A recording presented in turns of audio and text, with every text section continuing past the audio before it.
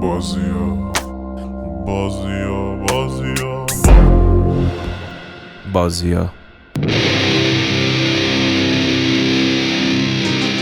بازیا فصل اول. زنان ایران. اکرم خداوندی.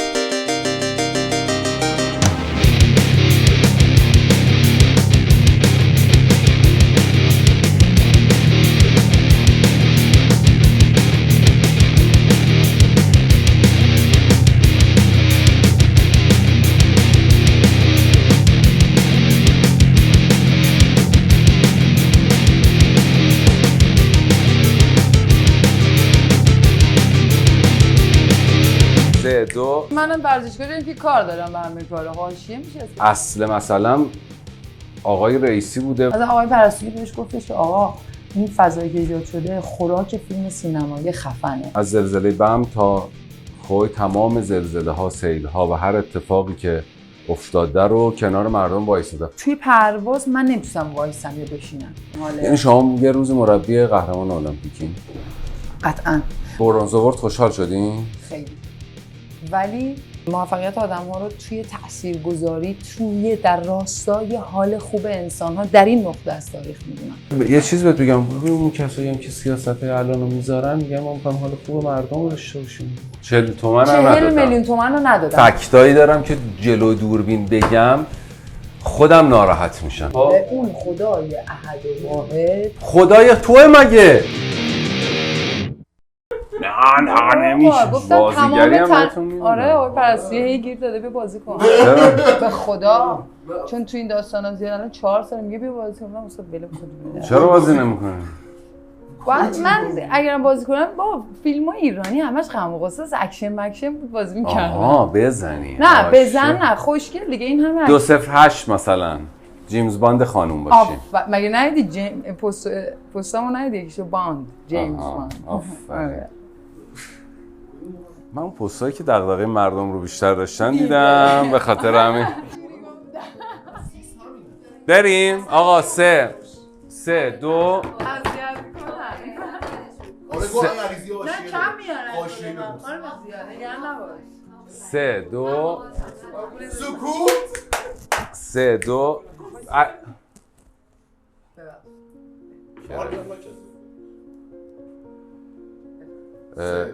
بریم. علیزه چه حاشیه‌ای داره؟ همش حاشیه. دو تاشو بگو. نه کجا؟ نه حاشیه اینه که همش دنبال داستانی دیگه. چه داستانی کجا؟ مثلا منم ورزشکارم که کار دارم به همه کارا حاشیه میشه اسمش. نه اصلا بحثم چرا گیر دادید رو موضوع؟ نه اصلا بحثم اینه که مثلا چیز بد نیست. میگی مثلا ما در مورد موضوعات مختلف اظهار نظر میکنیم. در مورد اصل زیاد حرف میزنی. اصل ها که نادیده گرفته و کمرنگ شده. آره اینا حاشیه نیست. اینا وظیفه‌مه. خب من خب همینه، ولی چون آدم مثل شما کمه شما رو حاشیه میدونیم. اونا نه. قربون شما برم. اونا به نظرم خیلی حالا خیلی اینا کار ندارم، ولی اونا به نظرم یعنی آدم وقتی که دغدغه داشته باشه، اول نسبت به زیست خودش، بعد نسبت به زیست مردم، راجع به همه چی حرف میزنه. یعنی من امروز یه استوری گذاشتم راجع به مثلا سالم خوردن، ولی اصل مثلا آقای رئیسی بوده و سیستم اداره کردنی که گوشت و مرغ داره میبره بالا. میدونی چی میخوام بگم؟ یعنی امروز هم اتفاقا بحث ما تو دوربین همین بود. یعنی آقا کدوم دوربین؟ دوربین آقا خادمینا. بله دیگه من که اونجا بعد در من گفتش که از من خواست که با هر کی حرف میزنم بهشون غذا میدم بپرسه چند مدت گوشت و مرغ نخوردن. یعنی این خیلی دغدغه بود. امروز این بود. مثلا هر روزی که میریم یه چیزه. میوه خوردین، مثلا کرایه خونه. چجوری با آقا رسول آشنا شدین؟ گفتم با آقای حالا به من بگو. من 4 سال پیش تو تیم بودم. کلا ما وقتی عضو تیم میشم مثلا همش تو اردو دیگه، همش تو مسابقه. بعد خب خبرنگارا به من لطف دارن، خب منو دوست دارن. بعد یکی از خبرنگارا به من زنگ زد، گفتش که راستش آقا خادمی ورزشکار ملی با اخلاق میخواد که حالا مثلا دوستش داره رفتاری مثلا منو معرفی کرده بودن و فرداش آقا خادم به من زنگ زد گفت که میای با سفر سیستان. بعد منم خیلی سیستان بلوچستان. ببینید من از بچگی درگیر این کارا بودم، اما تو سطح خودم. یعنی واقعا میگن اگر به هر چیزی که در جستن آنی واقعا درسته. من خب از بچگی قلکه بود، قلکه شد، حالا هرچی مستقل‌تر شدم بزرگتر شد تو فضای خودم.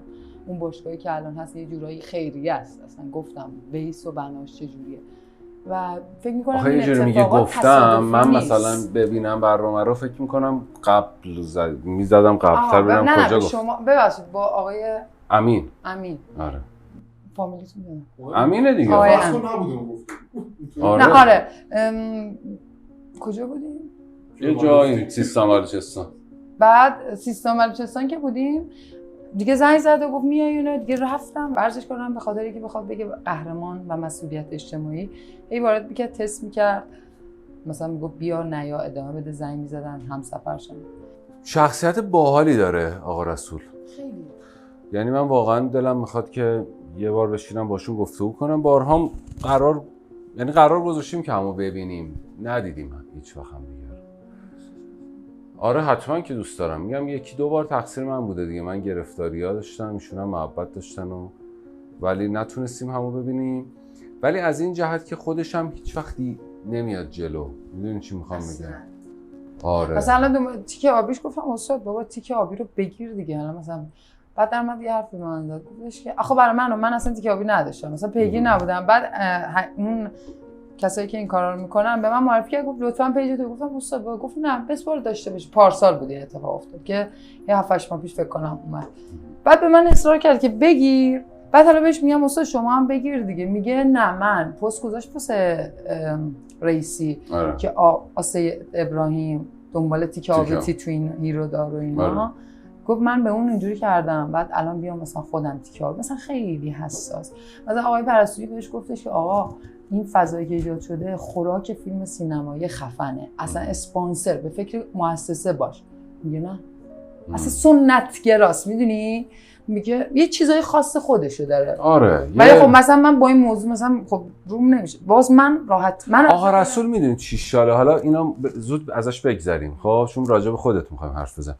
ولی سیر تکامل رسول خادم برای من مهمه. رسول خادم روز اول از نظر من به عنوان مخاطبی که بیرون دیدمش این شکلی نبوده. یه مدل دیگه تفکرش اصلا اصلا اصولگرا بوده. یعنی امیرشون اصلاح طلب بود، ایشون اصولگرا بود. یعنی میخوام بگم تفکر سیاسیش هم یه جای دیگه بوده، ولی الان یه آدم دیگه است و این سیر تکاملش دیدنی. پسرش الان آدم مهمیه، میدونی، یعنی از بعد موزیسین. منظورم اینه که این رشته در زندگی رسول خادم جاری بوده و این دیدنیه. مثلا همین محبوبش کرد. همه فکر می‌کردن مثلا یکی مثل حادیثایی یا دبیری که رفت شورا رفت فلان اوایل. می‌دونید من خودم هم اوایل مثلا چیز کرد انقدر دوستش نداشتم که مخصوصا بعد این داستانا خیلی شجاعانه عمل کرد دیگه. که بعد من رفتم یه 2-3 شب جلسه اون مخفیانه و اون موقع خیلی به من گیر میدادن و به خودش گفتم استاد من هرته. گفت مثلا منو کشون کنار چون من خواستم، گفت نکن تو بری جلو من میام، همه رو اگه قرار درگیر کنی من اصلا نمیگفتم من با برم، من میخوام حرکت بزنم، خواستم مثلا نشد.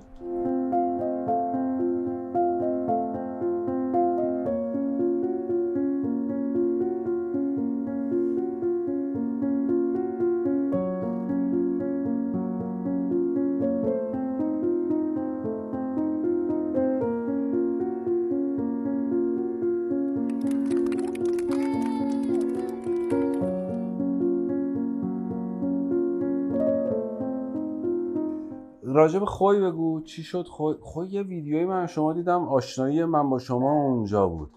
ویدیوهایی که فارغ از کاری که شما انجام میدین بسیار تاثیرگذاره. یعنی میدونی چی میخوام بگم راجب خوی و هر زلزله دیگه. من خیلی دلم میخواست که بیام، چون از زلزله بم تا خوی تمام زلزله ها، سیل ها و هر اتفاقی که افتاده رو کنار مردم وایسادم. من کاری که بلدم میکنم و بلدم تصویر بگیرم، برنامه بسازم، این کار رو بلدم میکنم. من بلد نیستم کمک کنم، من اون کار رو انجام میدم. خب ولی نشد دیگه، یعنی نذاشتن که من بیام خوی.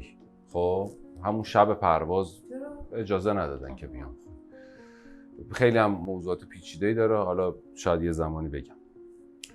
ولی خویو بگو خیلی یهو همه اومدن، یهو همه رفتن، یهو شوش زیاد شد، ولی اون کسی که میرفت تو برف شما بودین. میدونی چی میخوام بگم؟ انگار یه سری جاها مثل کرمانشاه یه سری روستاها داشتن اهل حق بودن، هیچکی نمیرفت بالا سرشون. ما از اون روستاها ویدیو میگرفتیم.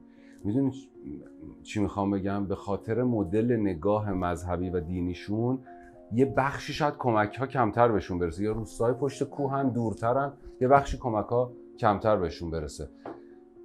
چی شد رفتی خوی موندی؟ چی کارا کردی تو خوی؟ ما الان یه اوضاع دو روزی چطوره؟ اونجا بودیم. خدا خب تو کمک‌ها گفت باید بریم اول اینجا اولویت وقتی زلزله اومد. فکر میکنم بعد داستان خدافظی وحشتناک من بود، اون داستانا خیلی حال من میگم یکی دو ماه انقدر درگیر کار میکنم که به چیزهایی که نباید فکر نمیکنم. بعد دیگه خب سفرها من تقریبا فکر میکنم ماهی یه بار رو برم سفر، یعنی با مؤسسه. حالا غیر از این کنار اطراف تهران، کوره پسخونه، اینجور داستانا، نمیدونم کارهای فرهنگی و پلیواری که داریم، سوزندوزی‌ها، حالا تبلیغات و اینا. رفتیم و این سری گفتش که بریم خوی، یعنی همه فضای خیرین رو به سمت خوی جلب کرد. خادم که بچهای فوتبالیست فکر کنم آقای مهدوی کیا، آقای یحیی قل محمدی فکر میکنم 2 تا $10,000 کمک کردن، خوب کمک کردن. که بعد ما رفتیم و بعد باورت میشه من اصلا این خب خیلی فشارم بود، کفش کوهمو نبرده بودم، من کوه نوردم، یعنی من 2 روز تعطیل شم منو یا تو کوه میبینید یا تو طبیعت، این مدلیه نبرده بودم. دیدیم فکر کنم با کتونی منو دیدیم که ببین من فقط داشتم سرم که خادم گفت ای خب اصلا یادم نبود که برف اینجا، نمیدونم اصلا انقدر حالم بد بود من کفش نبرده بودم، کفش مناسب. که با امیرحسین و مهدی منادی بچه عکاس و فیلمبردار مؤسسه که داشتیم همینجوری هی پیگیر بودیم و خادم نمیدونم حالا به من میگه تو خیلی دختر بسیار پر احساس و حالا چون من اصلا کلا کنار این احساسم توانمندیم توی کار کردن خیلی بالاست، یعنی میتونم دیدیم بار جابجا میکنم، دخترا نمیتونن. خب 250 کیلو براشون زیاده، مثلا 200 تا 250 کیلو برای ما هم زیاده. آره مثلا فکر کن حسن رحیمی کشتیگیر قهرمان المپیک برنز المپیک داره، مثلا تو بعضی موقع‌ها فشار بود، پارسال مثلا 250 کیلو بار بلند. آره اون دیدی که با خادم دو دست چقدر رو کولت بود؟ بار رو کولت بود دیگه اون ویدیو ها داشتیم. اون نه اون 250 نه، اون آرد نبود، اون وسایل بود، وسایل بهداشتی دختره، چون دختر بود بیشتر وسایل بهداشتی و این چیزا بود. اون سنگین 20 کیلو نمیدونم یادم نمیاد، اون زیاد سنگین 250 کیلو بلند می‌کنه. کاش یه دونه بود. نه 250 با هم دیدی جفت. آره. خادم اینا دید مثلا. بعد من بعد اون سفر خب من سر این آسیبا خیلی من 6 تا عمل جراحی داشتم توی این سالیان سال. آره دیسک کمرم خیلی درد، یعنی من اگه ورزش حرفه‌ای بذارم کنار و خوب تمرین نکنم دردام میزنه بیرون. من باورتون میشه تو این سفر بعد من آدمیم که تا لحظه آخر اصلا صدام در نمیاد، مثلا این مدلیه، مثلا 24 ساعت 23 ساعت سرپا میتونم وایسم اگر کسی مثلا کار باشه و کسی نگه مثلا بشین وایسادم، این مدلی هم متاسفم. بعد چند سالته؟ من 31. خب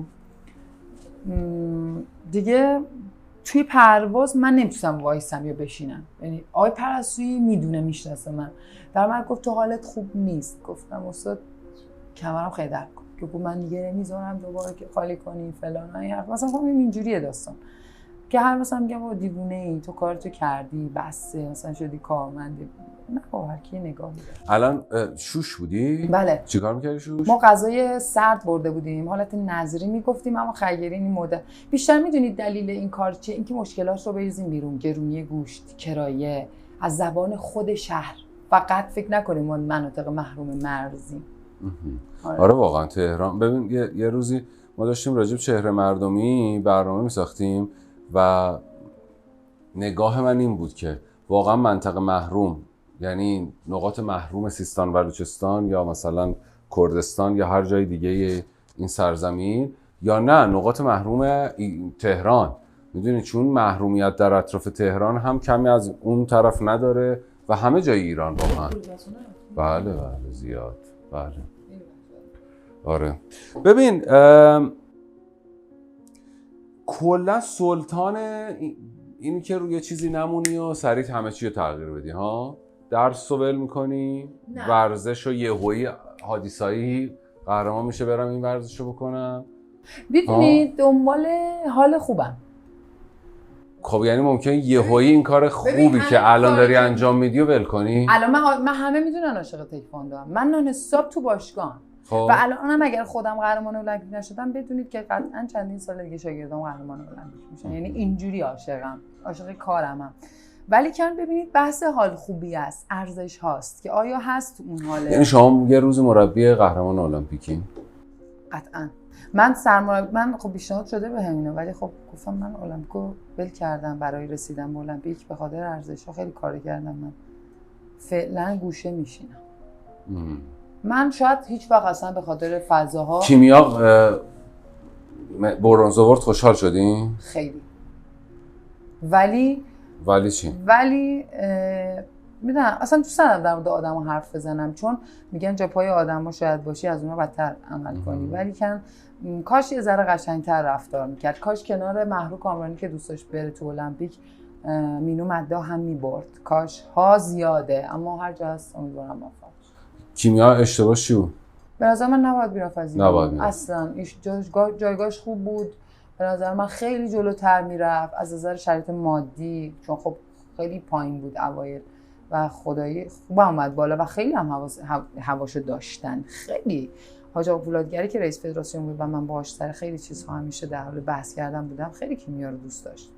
خب اون نظر خودشو داره، حجابو دوست نداشت. بعد من یک جایی فقط ناراحت شدم، اینکه همیشه تو اردو بهش میگفتم خب حجابو دوست نداشت، حاج آقا بهش میگفت آره بگو فلان و اینا، که بعد از حاج آقا رفتم توی وزارت پرسیدم خب من هیچ وقت نگفتم، گناه نشد از این حرف. گفت مصاحبه که میگم من اردو بودیم، خب ما 5 سال کنار هم بودیم دوتایی، برای المپیک انتخاب شدیم. من 1 ماه قبل المپیک آشیل پام پاره شد، المپیک ریو، و اون تنهایی بهش گفتم که اومد مصاحبه کرد و نوشت که حجاب مسئولیت نمیدونم فلان محدودیت نیست و اینا. من کشوندم، من همیشه من دلی کار میکنم، میگم آقا هر چی هستی رو کن بگو. گفتم چرا اینجوری مصاحبه؟ کسی در مورد حجاب نظر ندی، کسی نمیاد بگه چرا حرفی نزدی، خودت باش. نمیگم بیا بگو بی حجابی خوبه، خودت بس کرد. بچه‌ام بود، حالا میذاریم روی چیز که بعد این اتفاق افتاد. سر یه داستانی بچه‌ها همین سر بحث سیاسی که شده این اتفاق افتاد، مهسا امینی و اینا، یه استوری پست گذاشت در مورد بچه‌هایی که من اون تورنمنت من می‌خواستم برم پاریس با ناهید کیانی. بچه‌های اصلی من و ناهید بودیم، بچه‌های دیگه تورنمنت داشتن می‌رفتن لبنان. اینا که مدال گرفتن استوری گذاشتش که آره اینا نوشتن هشتگ ایرانم و مثلا حالت همدردی و اینا. بعد تازه شروع شده بود این فضا، شروع که آره این ادعا چیه، بریزید بیرون، خدافظی کنید، بازی نکنید. من به خاطر پاریس رفتنم هیچی نگفت. می‌خواستم پست، گفتم ولش کن، می‌خواستم پست بذارم توی که الان این حرفا میزنی، اون روزهایی که بهت میگفتم خودت باش اون حرفا نزدی، الان واسه من اونجا نشستی. بچه‌ها من نمیگم شاید این کار، من خودم این کار کردم، زدم بیرون از فضا. نمیگم حرفت غلط، ولی من میگم تو این حرفو حق نداری بزنی. میگه هر وقت خودت تونستی عمل کنی به این حرف جسارت. حالا اسم ناهید آوردی، ناهید هم آنفالو کردی. دعوا دارین با هم ها؟ نه. چی؟ موفقیت بقیه اذیتت میکنه؟ اصلا. تو رو خدا. میتونی از خودش بپرسید. نه واقعی عاشق خودش. آخه ببینید من اگه خودم الان حرف بزنم به خودشیفتگیه. من ویدیویی که اولین برنز جهان مدال جهانی کیمیا علیزاده گرفت. آره. ویدیوش فکر کنم وایرال شده، همه میدونن من چجوری دویدم و موچم ترکیده وسط شیاب جان بغلش کردم. نه فکر میکنم که من عاشق اینم. ببینید ناهید کیانی قهرمان جهان شه، بچهای من انگیزشون، خود من بچهای من تا قبل از این خود من انگیزشون برای بالا رفتن بهتره. دخترها حالشون بهتر میشه، نقطه نور بهتر میشه، شرایط بهتر میشه برای پیشرفت. اما فکر میکنم که نه من ناراحت بعد اخلاقن اینا ورزشکارامون. میدونید ادب خیلی مهمه، بچه‌های ما خیلی ورزشکارا بیادب. من نگاه نکنید، من خیلی برام مهمه خیلی چیزا. بله ادب خیلی مسئله مهمه. دو تا چیزی که مهمه احترام و ادبه تو هر چیزی، تو هر رابطه‌ای. آدما وقتی این دوتا رو نگه نمی‌دارن، ببین پول خودش میاد. پول دارین؟ شما آدم پولداری هستین؟ نه واقعا کار به ثروتمندیت ندارم. آدم ثروتمندی هستی ولی پول داری؟ آدم ثروتمندی نیستم ولی پول دارم. یعنی چی؟ بگو ببینم. آدم ثروتمندی نیستم یعنی خونه یه بالا شهر، یه خونه، یه ماشین، یه باشگاه اجاره‌ای، یه دونم کلاس تو نیاورانه، همینه. خب ولی فکر میکنم حالا از 99% نیم آدمای ایران بهتره. خب پس این تعریفمون متفاوته ولی حرفمون یکیه. چون من خودم رو آدم ثروتمندی میدونم. مثلا یادمه توی فرودگاه تبریز یه پسره داشت زمین رو تمیز میکرد و اینا.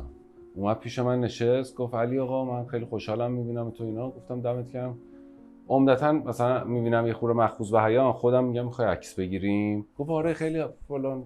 عکس گرفتیم و رفت. 10 دقیقه بعد با یه قهوه و یه کیک اومد گفت من اینو گرفتم ازتون تشکر کنم، شما کنار مردم وایسادین، برای ما خیلی میارزه این اتفاق. میدونی من بسیار آدم ثروتمندیم. تو یه جایی میتونم تنها بشینم و آدم‌هایی که اصلا نمیشناسمشون نه تنها خلوتم رو پر بلکه ازم تشکرم بکنن به خاطر دغدغه‌هایی که داشتم و این قیمت نداره. حالا من اینجوری به داستان نگاه نمی‌کنم، یعنی که مثلا من میگم خیلی وقتا خیلی از آدما خیلی آدم دورشونه شلوغن همیشه اما حالشون خوب نیست. من میگم که من آدمی هستم که به تنهایی میتونم خوب زندگی کنم. الان اگه نمیرفتی تو مؤسسه هم همین شکلی بود؟ همین شکلی بودم ولی بهتر شد. مؤسسه یعنی بهت کمک دیدن خیلی چیزها به من کمک کرد. ولی کن از اول دختری بودم که خودم از پس زندگی خودم برمیام، بلدم زندگی کنم. میدونید این مدلیم. ببین مثلا من چرا همه چی رو ول میکنی؟ ول نکردم. درس رو ول کردی؟ آها درس. خب من عاشق تکواندو شدم. همه میدونن. خب دیگه خب تیم ملی فضاش جوریه که ما کل مثلا تیزهوشان بودی واقعا درس میخوندی؟ من خیلی درس میخوندم. خیلی زیاد. درس که خیلی باهوش بودم. نمیخوندی ولی نمیخوندم نه، هم میخوندم هم نمیخوندم. یعنی خیلی درس خون نبودم ولی باهوش بودم. آره اینجوری بودم که مثلا تو المپیادا همیشه معلمان نفر اول اسم منو میدادن برو بالا. بعد میخوام ببینم که این خانواده ناراحت نشدن یهو برو چرا؟ تکواندو. مخالفت. آره. بابا و مامان. بابا زیاد اهل چیزی است. بابام یه آدم بسیار ساده، مهربون ساده، آدم مکانیک بوده پدرم. من بچه مکانیکم. بله. تو کار خودش بوده. الانم بپرسین میگه رشتش رزمیه، نمیدونه در این حد ساده است. و اینکه ولی خب مادر یه آدم خب بالا کاریزمادار و بسیار مذهبی. البته الان خب حالا ظاهرشون یکم من سعی کردم راحت‌تر فضا ایجاد بشه بیرون برن، ولی کن خب دوست داشتن شبیه خودشون باشم، اما من متاسفانه داداشا شبیه خودشونن؟ همه شبیه خودشونن. خواهرم 4 تاییم خواهرم و 2 تا داداشام همه شبیه هم تقریبا شبیه چارچوب‌های یک فرهنگ جلو رفتن. منظور من فکر کنم بفهمید. بله ولی من کاملا متوجه میشم. خلاف جهت. ببین یه چیزی رو راجبش یه خورده گپ زدیم. تو دوست داری آدما رو تربیت کنی و آدما رو شبیه خودت کنی؟ نه شبیه خودم نه. دوست دارم اشتباهاتی حد اینجوری بگیم. شما فکر کنم توی داره که سر این داستان شما را من گفتم که اگر میدونید که آدم موفقی هستم، تعریف من از موفقیت یه چیز دیگه است. چیه؟ همه موفقیت رو تو دستاورد و پول و دکتر و مهندس و سلبریتی و بازیگر و مجری عالی و اینا میدونن، یعنی 99. ولی من موفقیت آدم‌ها رو، مخصوصا اینکه موفقیت آدم‌ها رو توی تاثیرگذاری توی در راستای حال خوب انسان‌ها در این نقطه از تاریخ میدونم. کاری که هیچ کدوم از اینایی که گفتم نمیتونن انجام بدن. یک آدم موفقه که بتونه نقطه روشنی در جهت تاریکی بچه‌ها، مخصوصا همجنسش، من دخترم دختر، شما آقایی آقا، مرد. اکرم چقدر این تعریفت الان شبیه تعریف‌های آقا رسوله؟ چرا من فکر کنم این حرفو آقا رسول میزنه؟ آره من نمیدونم. تعریف شخصیت خودت. من تعریف شخصی من اولین بارم از اینجا دارم میگم، یعنی اینو تو تریبونای قبلی ندیدین. میگم چون اون جمله رو اونجا گفتم بذار بهت بگم فضا چی بوده. یعنی تو میگی اگر آدم موفقه که بتونه تاثیرگذار تو زندگی بقیه باشه، تاثیرگذار باشه، نه که حالا حالا ممکنه که ببخشید ممکنه من سیاستمدارم بگم که من موفقم چون تاثیرگذار در زندگی آدم‌های دیگه‌ام و و آدم‌ها رو اونجوری که خودم فکر می‌کنم راه درستیه دارم میبرمشون. چی گفتم؟ تأثیر در حال خوبشون، کاری که هیچ کدوم. من معذرت میخوام، شما فکر می‌کنی حالت خوب نیست، شاید حال یه عده‌ای خوب باشه. منظور حرف من خب من دارم خیلی جملت عجیبه، انقدر میشه ازش سوء برداشت کرد. من باشم این جمله رو میزنم بالای سردرم، میشم رئیس جمهور باش. همین سیاست‌ها رو هم که الان هست پیاده میکنم، چون از نظر من حال خوب شما موقعی ایجاد میشود که گوش گرون بشه. چون نظر منه. تو الان شاگرد داری میگی نظر من اینه که حال خوب تو با تمرین این شکلی درست میشه. شاگردم باید بگی چشم. نه خب باید کلاس من رو ببینید من چی میگم. کلاس من بردار بذار سر جاش. کلاس من صرفاً آمادگی بالا بردن آمادگی جسمانی در راستای تکواندو نیست. در وهله اول کلاس های من ساختن شخصیت دختر هاست. به قول نلسون ماندلا چی میگه؟ ببین خیلی خفنه. نه خیلی شعارش زیاده و یه چیز بهت بگم، ببین اون کسایی هم که سیاست‌های الان رو میذارن میگن ما می‌خوایم حال خوب مردم رو داشته باشیم. خب تو فکر می‌کنی واقعا تو شب می‌خوابن میگن می‌خوایم دهن مردم سرویس کنیم؟ نه به حضرت عباس، می‌خوابن میگن ما می‌خوایم حال خوب مردم رو داشته باشیم. چیکار می‌کنن؟ همین شرایط زندگی میگه خوبه دیگه، ماشین دارم، خب تولید ملی دارم. من نمیدونم. خب میخواد دارم میگم بیا ببین بعد اینجوری بگم. تو هم میگی میخوام رشد فکری بچه‌ها، اونا فکر کنن آقا تولید ملی اگر که بنز وارد نشود و ما سوار پراید بشویم رشد صنعت خودرو ایران است. من هیچی من نه کاپیتان تیم، من یه مربی ساده. خب محیطی که در اختیار من چیه؟ باشگاه. آره. یک وظیفه من خداونده که ادعا میشه یک مربی هم که میخوام حال خوب درست کنم برای بچه‌ها، فضا رو ایجاد کنم، اینه که اون باشگاه متفاوت باشه. یک سیاستمدار چه فضایی داره؟ متوجه منظور من شدی؟ خب. چی کار میکنه برای من خداونده که این بر اساس نظرات شخصی خودش عمل. بر اساس نظرات شخصی ارزی. ببینید ما زیست فلسفی باید بکنیم دیگه. یه چیزهای اصله، یه چیزهایی اصلا اینو من نمیدونم. نه من قبول ندارم. ببینید قبول نداشته. متاسفانه میدونید چیه؟ ما جوان‌ها متاسفانه چیه شما جوان‌ها؟ فلسفه خوندم. هر چیزی که من فکر می‌کنم درسته رو در راستای حال خوب بقیه بکنم، خیلی کار اشتباهی می‌کنم. من یه چیزی بگم. اصلا من دوست دارم بیام کلاس‌های شما و دوست ندارم شبیه شما باشم. ولی تو فکر می‌کنی راه درست راهیه که تو رفتی؟ نه کی گفته؟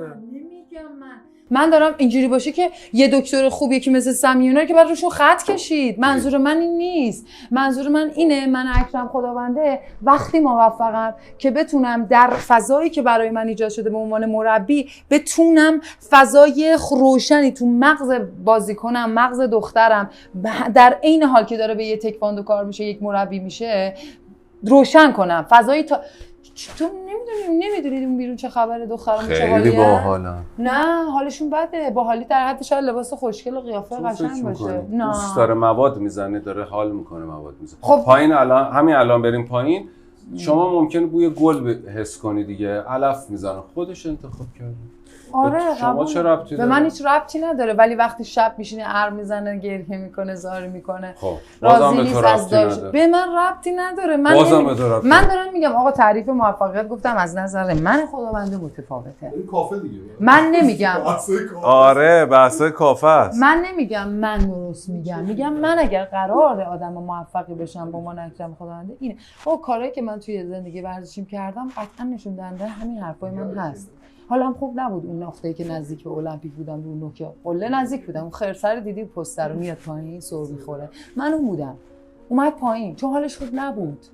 من مطمئن ببین چیزی که من به ولی تمام بچه‌هاتون میخواد بفرسته به تمام نه ببین به تمام دخترای و هر کسی که منو میبینه میگم من نظر نمیدم و فلانی عادی سایی همه خیلی ما افتخار زیاد داریم تو تکواندو. من میگم آقا ما هزاران مدالیست داریم که حالشون خوب نیست، زندگی‌هاشون رو به ابتذال، خاموشی، تاریکیه. واقعا داریم میبینیم، شوخی نکنیم، بیایم زندگی‌ها رو ببینیم. چقدر در روز میخندن، چقدر میتونن ارزش‌ها رو جلو برن، چقدر میتونن از روی آدم‌ها رد نشن. من نمیگم مدالیست‌ها اینجوریان، من میگم آقا اصل رو فراموش کردیم. اما خیلی‌ها هستن که هیچی ندارن اما ارزش‌ها رو رعایت کردن، آدم خوبی بودن. اینجوری بگم. من یه چیزی رو در مورد شما، یعنی در مورد تو میپذیرم. شما حال مردم رو موقعی که میری بهشون کمک میکنی خوب میکنی. من اینو میتونم بپذیرم. بقیهش رو 100 نمیپذیرم. 100 به نظرم در ذهنت یک دیکتاتوری ایجاد میکنی و داری این دیکتاتوری عمل میکنی. 100 ها.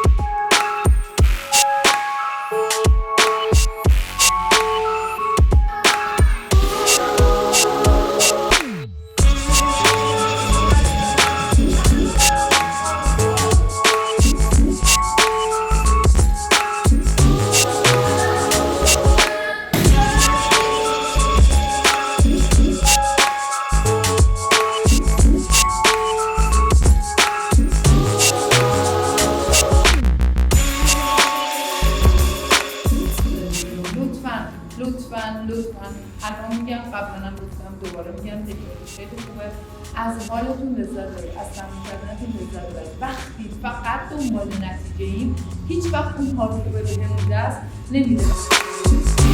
آیا شروع تنباستان کامل کیوره؟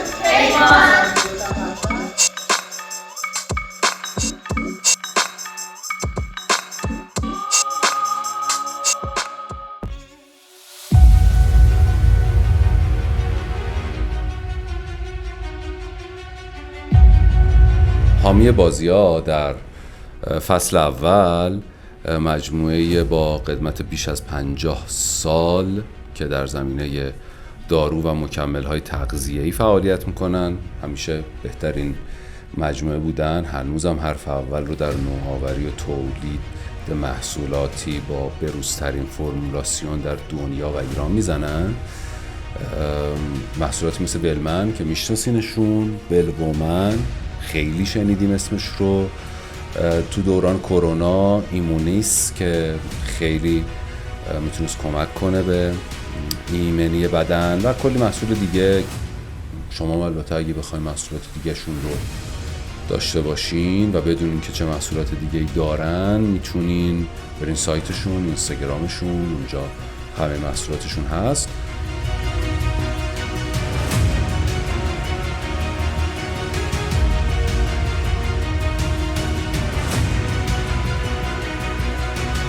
پس اگه به سلامتیتون فکر میکنین برین به سمت ویتا بیوتکس. ما هممون اینجا تقریبا ویتا بیوتکسی شدیم.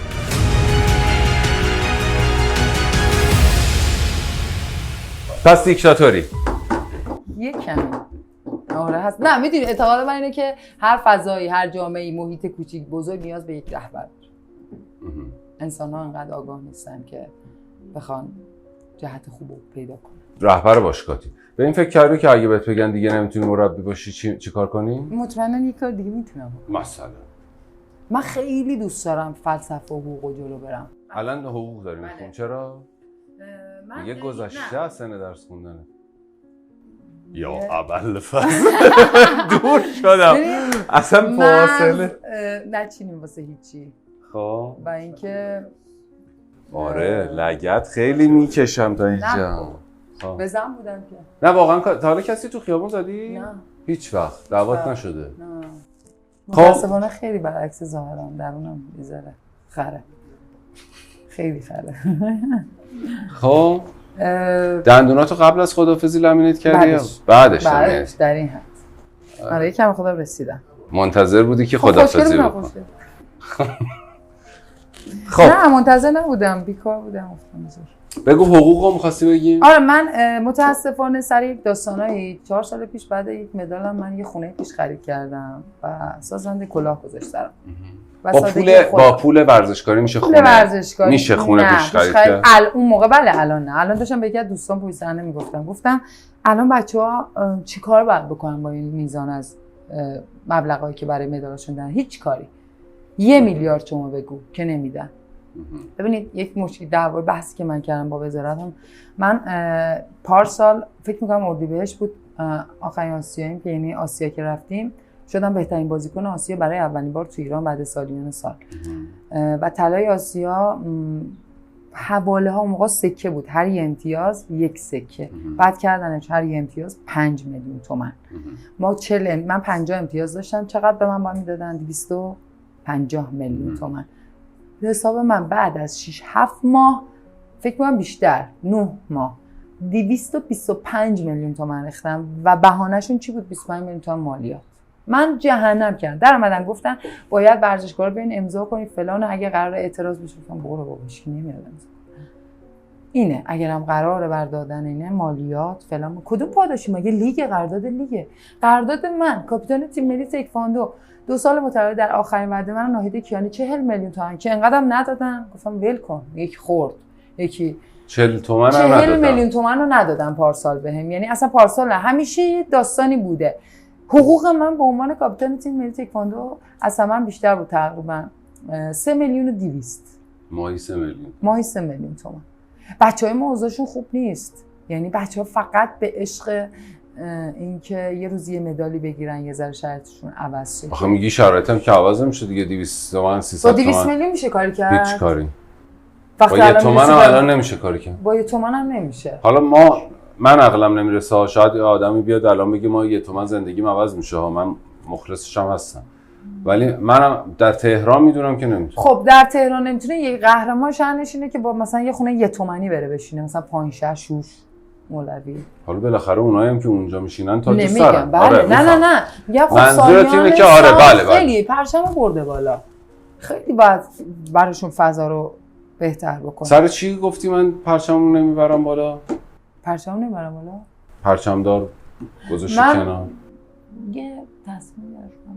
چی شد؟ کی به چی گفت؟ هیچکی. احساس کردم ما بزنم. من هر جا که حالم خوب نباشه گفتم بود میزنه زیر میرم. میخواد خفن ترین چیز، هدف، کس و همه اینو میدونن. شخصیت من متاسفانه خوشبختانه متاسفانه چون خیلی اذیتم، چون شبیه نیست زیاد تو هر فضایی که قرار گرفتم. اخلاق خیلی مداره تو زندگیم. سعی کردم که خیلی چیزها رو اصل قرار بدم. حالا ذاتاً یه جورایی بودم، بعد رفتم یه چیزایی خوندم، تاریخ رو خیلی خوندم. یه چیزهایی اصله. میگن که از تاریخ باید عبرت گرفت، الکی جلو نری. ولی متاسفانه بنا به هر دلیلی آدم‌ها از رو خودشون و ارزش‌ها رد میشن و خیلی کارا که نباید بکنن. ببین من یه چیزی فهمیدم. اکرم آدمیه که بسیار خط قرمز داره، یعنی از شناخت تو متوجه شدم و بر پایه ارزش‌هایی که بر خودش مهمه وای میسته و اینا براش اهمیت داره و هر جایی که احساس کنی ارزش‌ها ایجاد نمیشه اونجا رو میذاره کنار. یعنی هیچ چیزی به جز خودت مهم نیست. خودم نه، ارزش‌های اخلاقی. من از روی خودم بارها به خاطر آدم‌ها رد شدم و اشتباه بزرگی کردم، ولی اما خیلی چیزا الان مثلا بیرون هاش داره شعار میده چقدر خودشیفته است فلان. ولی خب داستان زندگی. حالا یه سوالی ببخشید اینو دارم میپرسم، میخوام یه خورده تو رو بیشتر بشناسم، چند تا سوال دیگه ازت بپرسم، اذیت نکنم شما رو. ببین میگی من ارزشام مهمه ولی دعوا میکنی. میگی من با ناهید دعوا کردم. خب میگه ارزشام مهمه. خب نه فوش نده، ولی میگه ارزشام مهمه ولی اون قهرمان شده بهش تبریک گفتم. خب آقا مگه خودت مهم نیستی؟ خودت یه جایی باش دعوا می‌کنی، یه جایی باش تبریک گفتم. از خودم شده بعضی موقع رد شدم برای آدم‌ها، ولی ارزش اینجا به من میگه که آقا تو به عنوان یه بزرگتر توی تکواندو قشنگه که با یه تبریک حالشو خوب کنی. جواب داده بهت؟ بله مرسی کاپیتان مهربون هست بهتونش. چرا فالو نمی‌کنیش؟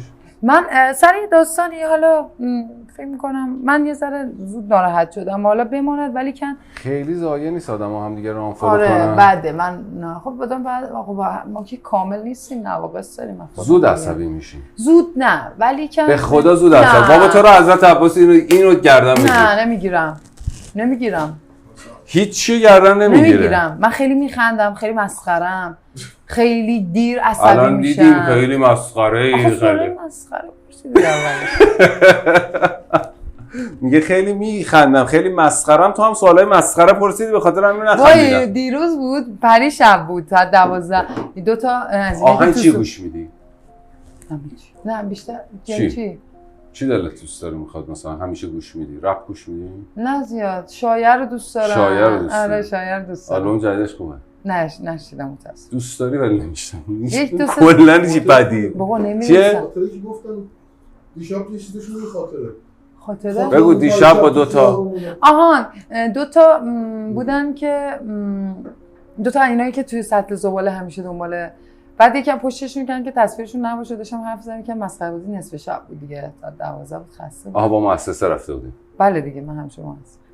بعد پسر در من گفت خیلی خنده بودی یا پسر خواستم هم حال در بیان خیلی فشارشون نشستم پیشش گفتم فکر نکن مثلا من با این البته لباسام هم چیز نبود سعی می‌کنم شبیه برم گفتم منم همین کارا رو زیاد کردم بعد پرسیدم قیمت چجوریه کیلو اینا بعد گفت تو که گفتی من این کارا می‌کردم گفتم نه یه مدل دیگه‌اش منم پایین بودم فکر نکن بچه پایین بودی من چیکار می‌کردین من بچه مکانیک بودم ولی خب بچه مرفه و اینا نبودم شرایط برای من سخت بود زباله گردی می‌کردی نه من نه خدا رو شکر زود رفتم تو تیم ملی البته کار میکنه دیگه ورزشکار کار میکنه دیگه مثلا چی کار داری میکنی ریاضت کسی که 6 تا عمل جراحی کرده هر روزش با درد جسمی و روحی میگذره به نظر من از یک کارگری که خیلی برگردی دوباره تکواندو بله 100 تکواندو تو ایران تو این شرایط ولی تو امریکا باشه و بعد تو امریکا چی من بسکتبالیست بسکتبال قطعا سوپر بسکتبال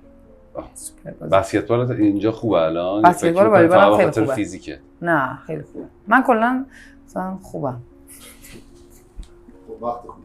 نه مدعی‌ام بعد سعی می‌کنم همه بازیام ببرم بعضی بچه‌ها میگن بابا بل کن اینجا مدال نمیدن مرسی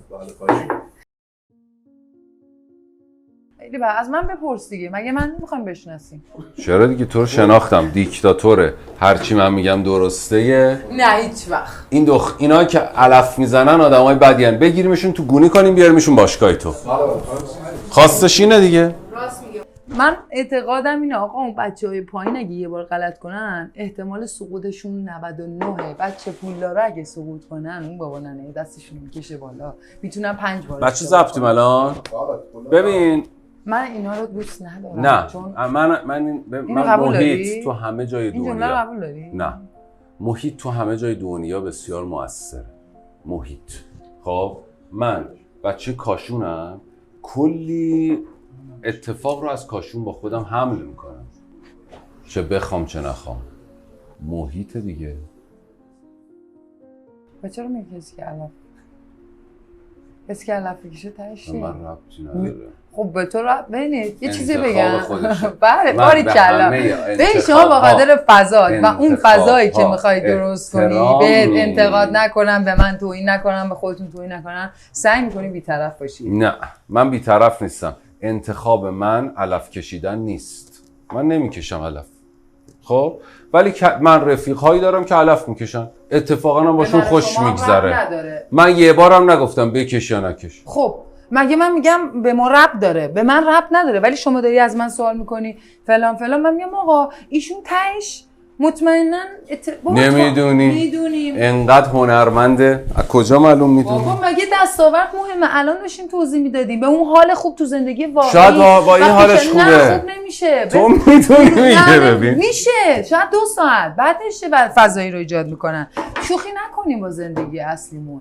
هرچی من تهش به این ظاهر نگاه تهش از سنت گرا شاید اون رگه های مذهب تون باشه میدونین خب توی خانواده بسیار مذهبی بودم اما یه چیزایی این دوربین قطع بشه با تو دعوا میکنه ببین همین موضوع رو یه جوری میترکونمت الان یه سری فکتایی دارم که جلو دوربین بگم خودم ناراحت میشم من میدونم چی میگی ولی اون خدای احد و واحد خدای توه مگه اصلا ما مشکلمون اینه که فکر میکنی خدا مال توه خدا مال همست خدا هست چه گرفتاری شدیم درت یه چیزای رسوخ کرده نه کدوم این کار کن دیگه تاش باید میشه مسیر فرعی میری خدا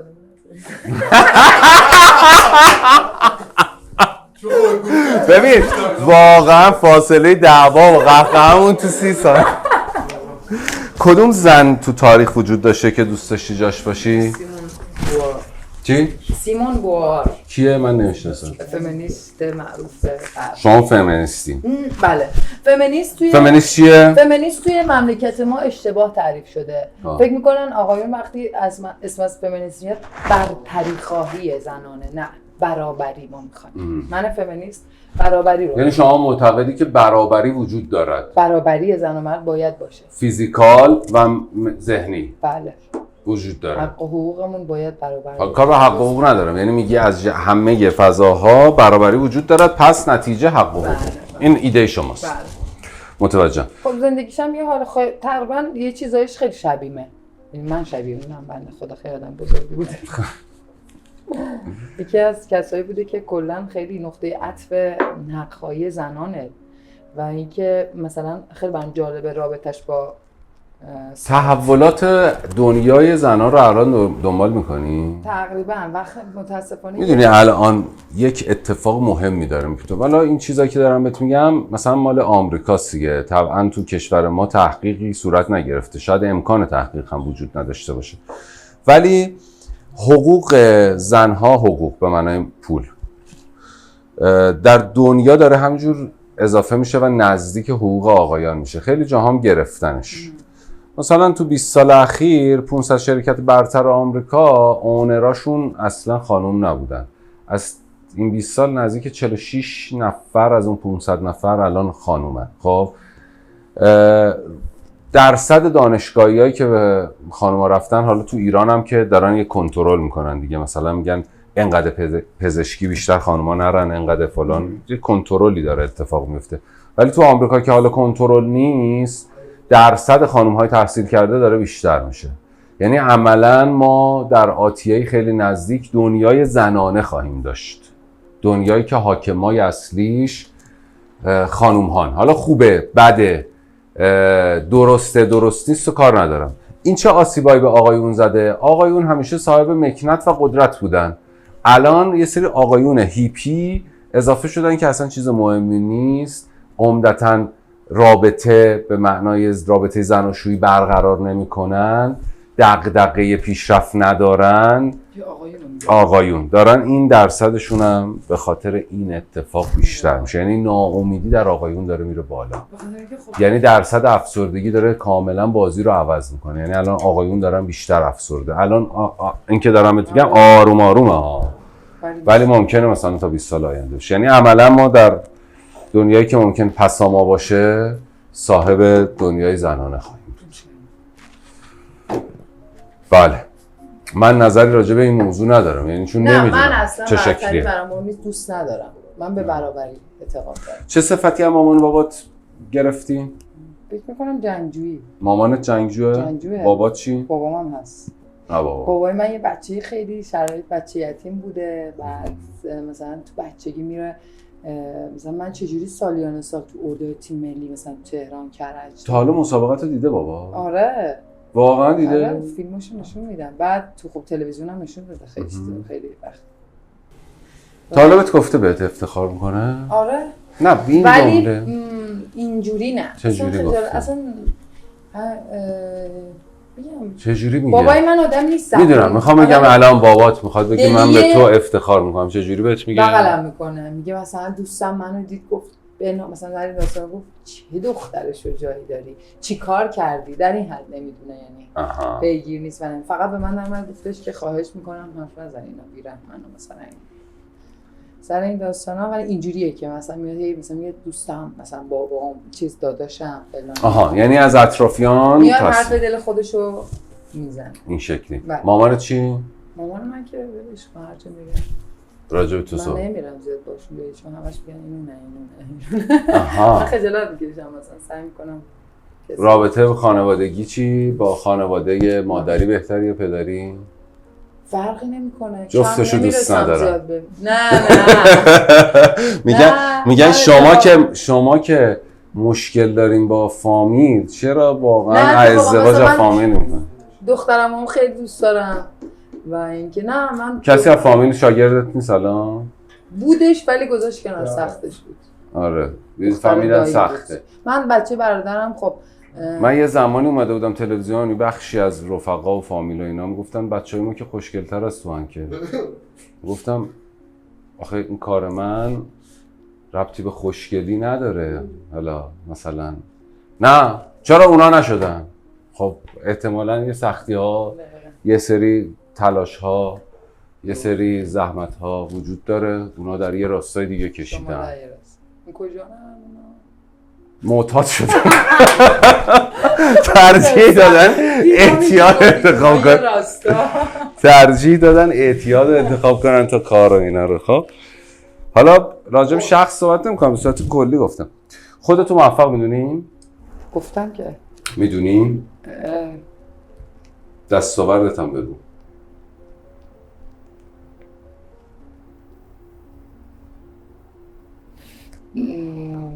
فکر میکنم دستاوردت چی؟ دستاوردم فکر کنم مهمترین دستاوردی که به نظر من داشتم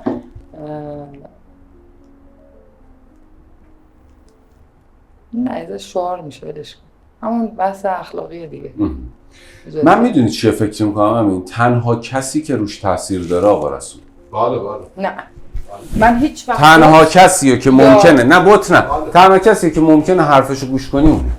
شاید به احترام خیلی کارهاش به احترام همین نه اصلا کار به احترام نه تنها کسی که همینه، مگر نه حرف زور، حرف منطقی، حرف عاقلانه، اصلا اینا رو تو چتش نمی‌بینی. چون اصلا آدم خودخواهی نیستم، خیلی پا حرفا نمیذاره که همش حرف خوش میذاره. بعد به من یه دیکتاتور اعظمه تا قیام قیامت دیکتاتوری. مامان بابات زنگ می‌زدن به مربیتون گفتن بی خیال ورزشی. اولش مامانم خب به خاطر خیریت فضا و حالا سبک اعتقاداتشون، ولی خب که ول کنه. آها بعد مربیت نمیگفت تو دیگه نیا؟ نه مربی عاشقه من بود، میدونست من آینده روشنی دارم. همون هفته اول به من گفت خدا شد تو میتونی. نگفت باش، میگفت تو میتونی. خیلی خوب استاد، من دو سابقه مربیگری بسیار زیادی در سطح ملی دارم.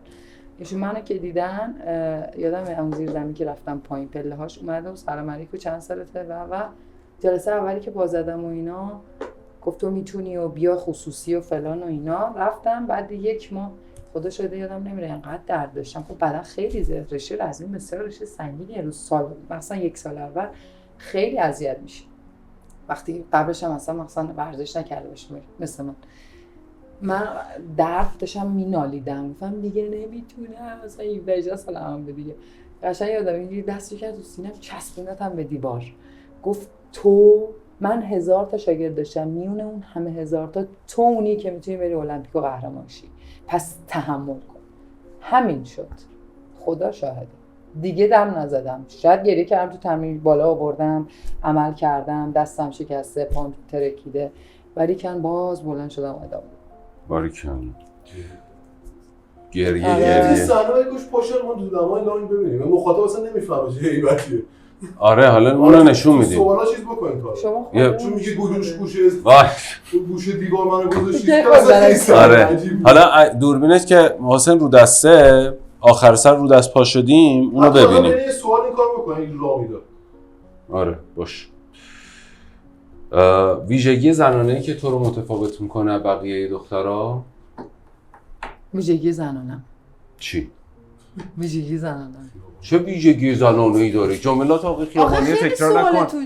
یه ویژگی زنانه اصلا 5 تا خودشیفته میشم. نه تو الان خودت میگی من آدم موفقی ام، خودشیفته نشدی؟ ببین من اینجا اون از اون بازی‌ها نیستش که هر چی دلش بخواد بگه. شما میگی نه از سوال درست جواب باید بدی. درست جواب میدم ولی شما هم باید بگی من خود این جمله که نگفتی. خود شیفته نیستم. خب نه آقا یه ویژگی که میگیم شما بگو برای چی حرف آدم متوجه نمیشه. نه خیلی حرف که دوست داری من بفهمم متوجه نمیشه. حرف آدم سخته بالاخره مشکلات ما واقعا دوربین نبود دعوامون شده. الان ببین مشکل اگه قدتون چنده؟ 1.84 میشه یه لحظه پاشین ببین یه لحظه پاشی یه لحظه. 4 میگه. هم قد منی؟ نه. خب شما هم 4 دیگه. نه من 90م. نه 90 نیست. خیلی بلندی. 89. ای افتاد. چی؟ میکروفون. آره قیافم خیلی بزنه. اخلاق صفر. واقعا. کاپ اخلاق گرفتم. بدن قوی، 1400. اعصاب ضعیف.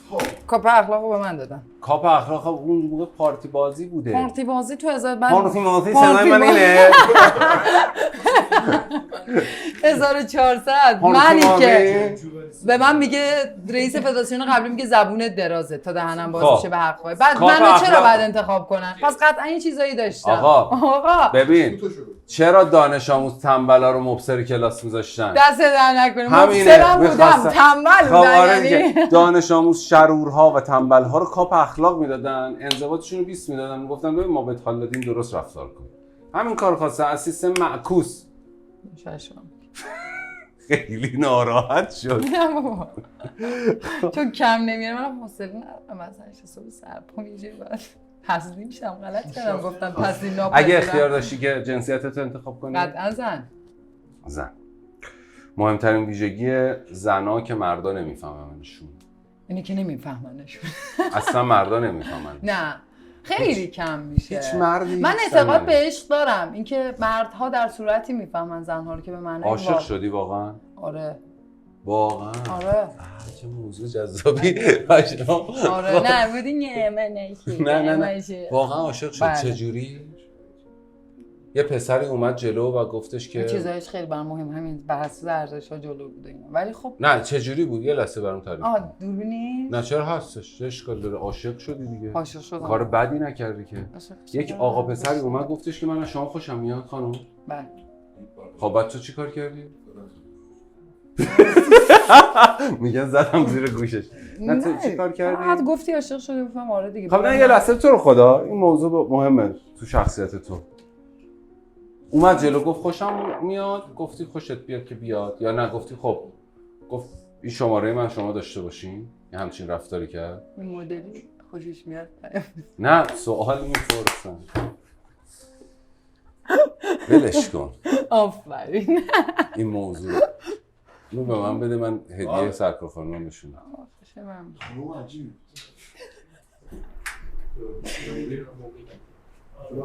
حالا چی گفت؟ چیزی نگفت. چیزی نباید بگه. آدم‌ها رو با رفتارشون میشناسی. ولی خب میگم این احساس مالکیته، اینکه نخواست صاحب تو بشه یا خیلی چیزهای دیگه، سنت‌گرایی‌ها، احساس مالکیت، تعصب، غیرت، چیزهایی که تو 99% پسرا هست. و من دختریم که اصلا اجازه نمیدم. تو یه جایی شاید خراب بودم و شروع بودم آره اوکی. بعد نمیشه. شرایط من جوریه که آخه میدونی من به خودم اعتماد دارم. میدونی یکی به خودش اعتماد داره. مسیر درست میره. چرا باید بهش گیر بدی؟ چرا باید با جای عاشقی کردن بیای دست بزنی رو فرق؟ میدونی همین سیمون بووار که میگم سارت خب آدم کنارش بود تا آخر عمرش با هم ازدواج نکردن اما رابطه عاشقانه داشتن. به خاطر همین میگم دوست دارم این مدل اگرم باشه قراره باشه، مخصوصا تو ایرانی که اگر قراره این عقدنامه امضا میشه همه چی به نفع مرده. همه چیز 99% به نفع مرده. خب این اشتباهه دیگه. تو داری بندو میدی. من میدونید از اسارت بدم میاد و اینکه اعتقادم اینه همیشه اوج قدرت آره برسیدم وقتی بالغ شدم خیلی خب بچه که بودم یا هیچ کم جلوتر به خاطر فضای خونه به خاطر نداشتن استقلال نمیتونستم خیلی حرفا رو بزنم، نمیتونستم خیلی خواسته ها مثلا از اول خب بچگی خب روابطم پدر مادرم نسبت به هم میدم گفتم چرا باید این باشه، همیشه به خودم درگیر بودم. خیلی ممنون. این یه هدیه است. خیلی زحمت کشیدین. به درد شما میخوره فکر کنم. خیلی ممنونم. ولمن داره توش. خب. ویتامین، زینک، ویتامین C. یه ویتامین C بازی می‌کردین؟ آره. بازی ببخشید اجرا بود. آره. آیفون 14. نه. به خدا. خیلی ممنون. خواهش. دروغ همیشه میگیره. اینو شرکت خدا زد. اینو شرکت ویتابیوتکس هدیه به شما خیلی داده. ممنون سپاس. احتمالاً یعنی به درد ورزشکارا زیاد می‌خوره و از این حرف این خدمت شما. سپاسگزارم. چیز دیگه ای؟ خودمو بخش. نه اونو باشه. نه حالا چیز دیگه چیز دیگه چی بگم؟ اشتباهیم دیگه، سیستم خرابه، فضا خرابه. همه چی خرابه. نه ببینید، نه من خیلی چیدی رو ما. چیده رو من میگم نگاه کن من میگم که از دل خرابی ها خب سلامت نمی روید، درست؟ مگر تک و توک معدود انسان ها در دل، یعنی تو همون چیزی که داری میگی توی برخی از محله ها آسیب ها زیاده و طبیعتاً بابا توی یه محله تو تهران تو میشناسی اسمشو نمیگم که جاجمون نکنن، خب راه میری پایپ میارن شیشه میکشن چیز نکنن قضاوت حالا قضاوت یا با همون بحثمون نشه و فلان پایپ میارن همون راه میریم من با یکی از رفیقام چند وقت پیش راه میرفتیم پایپ آورد گفت یه دود میگیری گفتم نوکرتم دمت گرم تو هستی مشتی هستی پرطرفدار حالا امشب وقتش نیست میدونی چی بهش بگم خب اونجا اون خونه رو آشپزخونه است همه نشستن دارن مواد میزنن فلان خب تو دل این من الان باید چی کار باید بکنم خب چی به انسان بودنم باور بکنی تو آفرین حالا مسئله اینه که من میگم حتما من و شما هم آسیب‌های جدی درمون وجود دارد که به خاطر شرایط دشوار زیستیمونه بخش مهمش هم خانواده است بخش دیگرش هم محیطمونه حالا اگر اینا رو نپذیریم میریم توی این میگیم تو چرا گل میکشی؟ نه نمیگم حالا ولش کن اصلا وارد گل نشد ولی میخوام اصل موضوع یه چیز دیگه بهت بگم درست ولی برای رشد کردن اصلا کار من دخترم در مورد خانوما دارم حرف میزنم کار خیلی سخت من از این ناراحتم و تمام تلاشم اینه یه ذره کار در یک جامعه ای که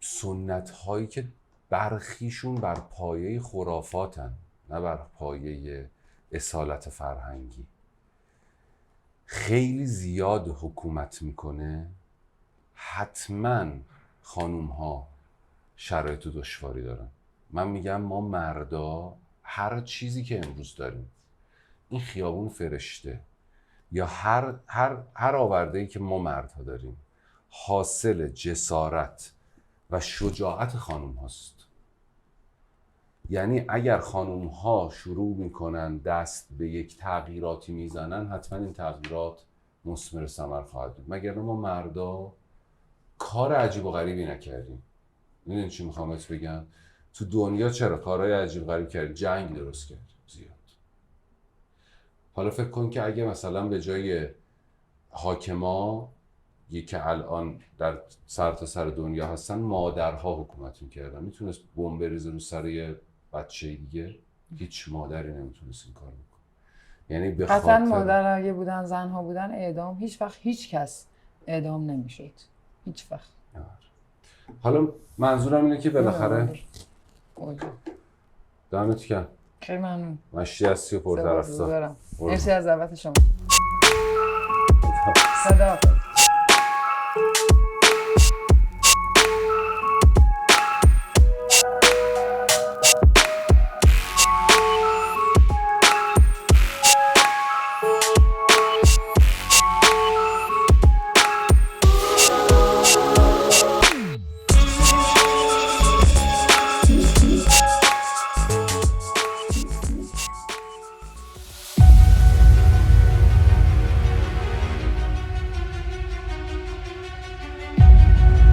حامی بازی‌ها در فصل اول مجموعه با قدمت بیش از 50 سال که در زمینه دارو و مکمل‌های تغذیه‌ای فعالیت می‌کنن همیشه بهترین مجموعه بودن هنوزم حرف اول رو در نوآوری و تولید محصولاتی با بروزترین فرمولاسیون در دنیا و ایران میزنن محصولاتی مثل بلمن که میشناسینشون بلومن خیلی شنیدیم اسمش رو تو دوران کرونا ایمونیس که خیلی میتونست کمک کنه به ایمنی بدن و کلی محصول دیگه. شما البته اگه بخواید محصولات دیگه‌شون رو داشته باشین و بدونین که چه محصولات دیگه‌ای دارن، میتونین برین سایتشون، اینستاگرامشون، اونجا همه محصولاتشون هست.